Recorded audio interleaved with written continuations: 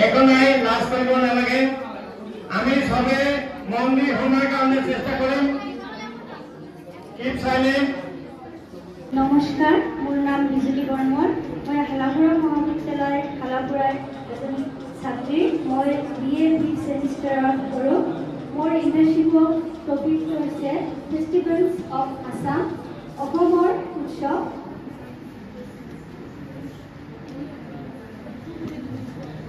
অসমৰ তিনিটা মুখ্য উৎসৱ হৈছে বিহু, অম্বুবাচী মেলা আৰু মৃদং মেফি।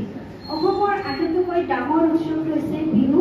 বিহু বছৰত 3বাৰকৈ পালন কৰা হয়: বহাগ বিহু, কাতি বিহু আৰু মাঘ বিহু।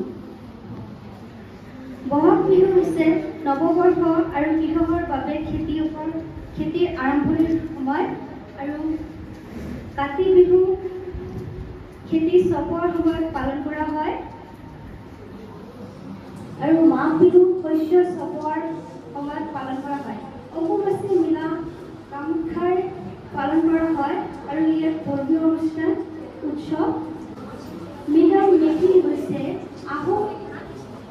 আহোমসকলে তেওঁলোকৰ পূৰ্বজসকলক পূজা কৰা এক উৎসৱ। বহাগ বিহু ৰঙালী বিহু বুলি কোৱা হয়। বহাগ বিহু গ্ৰীষ্মকালত পালন কৰা হয়। ইয়াক নৱবৰ্ষ আৰু খেতিৰ আৰম্ভণিৰ উৎসৱ হিচাপে গণ্য কৰা হয়। ইয়াৰ লগত বিভিন্ন ধৰণৰ উৎসৱ, লোকনৃত্য, গীত আৰু খেতি-বাতি আদি জড়িত হৈ থাকে। কাতি বিহু এই উৎসৱটো শৰৎকালত পালন কৰা হয়।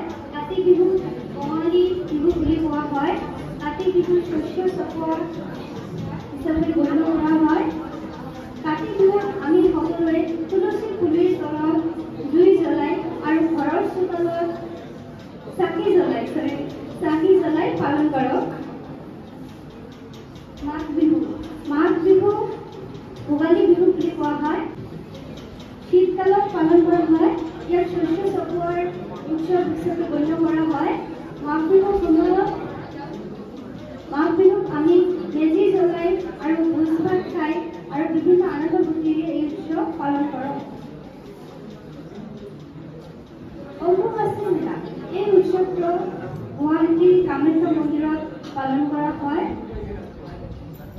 ইয়াত শক্তি দেৱী কামাখ্যাৰ পবিত্ৰ পূজা। মৃদং মেফি এই উৎসৱটো আহোমসকলে তেওঁলোকৰ পূৰ্বজসকলক পূজা কৰা এক উৎসৱ, আৰু ই এক গুৰুত্বপূৰ্ণ সামাজিক আৰু সাংস্কৃতিক অনুষ্ঠান। Thank you, Bijuli Burman, for your nice presentation. Next,